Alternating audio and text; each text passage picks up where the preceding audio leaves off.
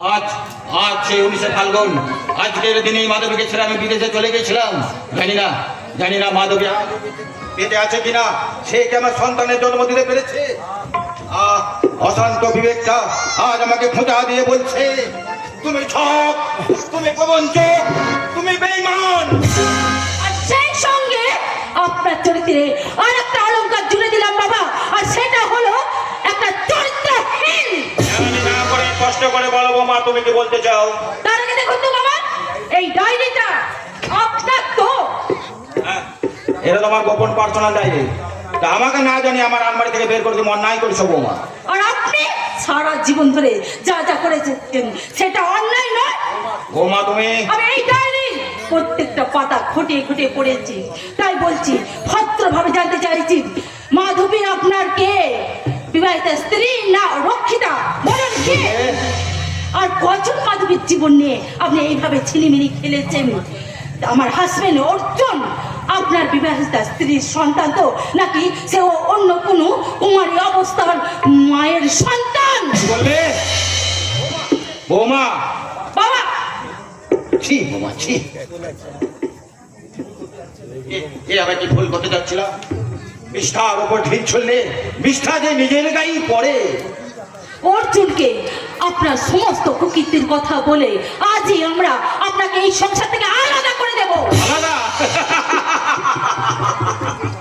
যার সব কিছু থেকেও সে সারাটা জীবন নিঃসঙ্গ জীবন কাটিয়েছে, তার কাছে আলাদা করার কথাটা বড়ই হাস্যকর বৌমা। আর তুমি চিন্তা করো না বৌমা, যদি কোনোদিন আমি বুঝতে পারি যে তোমাদের উপর আমি বোঝা হয়ে উঠেছি, তাহলে আমি সেদিন আমার নিজের ঠিকানা নিজেই বানিয়ে নেব, হয় কোনো অতিথি নিবাস কিংবা কোনো বৃদ্ধাশ্রম। কেন বাবা তুমি হঠাৎ বৃদ্ধাশ্রমে যাওয়ার কথা বলছো কেন? যারা নিঃসন্তান, যাদের কেউ নেই, তারাই তো বৃদ্ধাশ্রমে গিয়ে থাকে। এই দেখো তোমার বাবার একটা গোপন ডায়েরি, এর মধ্যে তোমার বাবার জীবনের অতীত ইতিহাস সব লিখে রেখেছে। দেখো, পড়ে দেখো। খারাপ।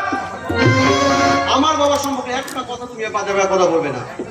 একটা কথা শুনে রাখো, আমাকে জন্ম দিতে গিয়ে আমার মা মারা গেছে, তারপর যাতে আমাকে আদরে অনাদরে অবহেলায় বড় হতে না হয়, তার জন্য এই মানুষটার দ্বিতীয় সংসার করার কথা ভাবেনি।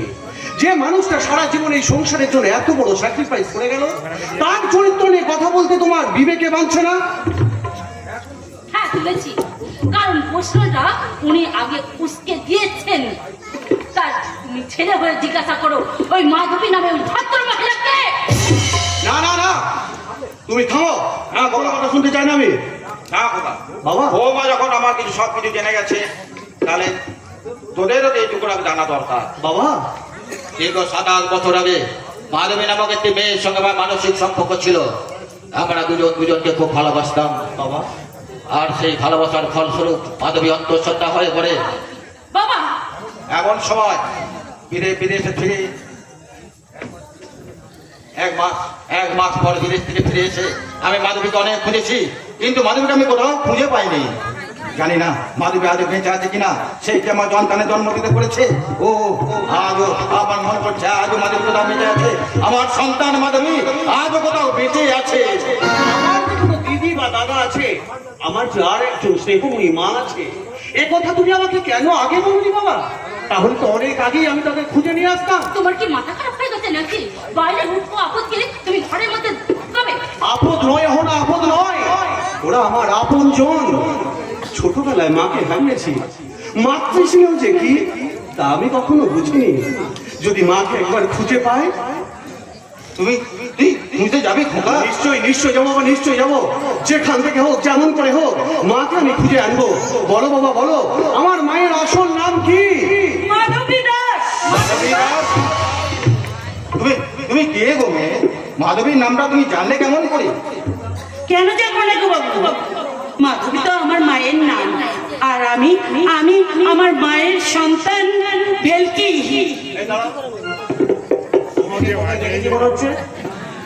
না না না, মানে আপনার সাথে তো আগে আমাকে কখনো দেখাই হয়নি, আপনি আমাকে চিনবেন কি করে? না না না, আমার মন বলছে আমি তোমাকে কোথাও দেখেছি, কিন্তু কোথায় দেখেছি?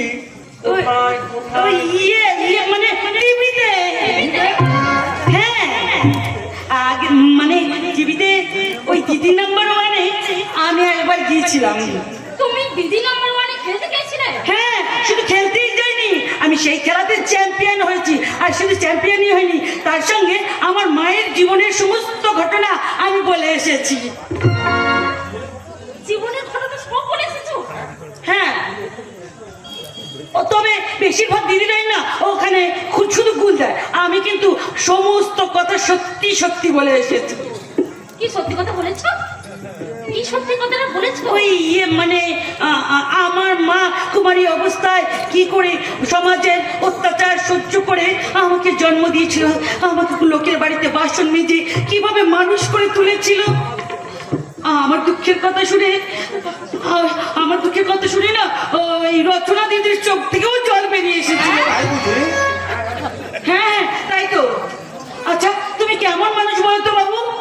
আমার মাকে যখন বিয়েই করবে না তাহলে ভালোবেসেছিলে কেন?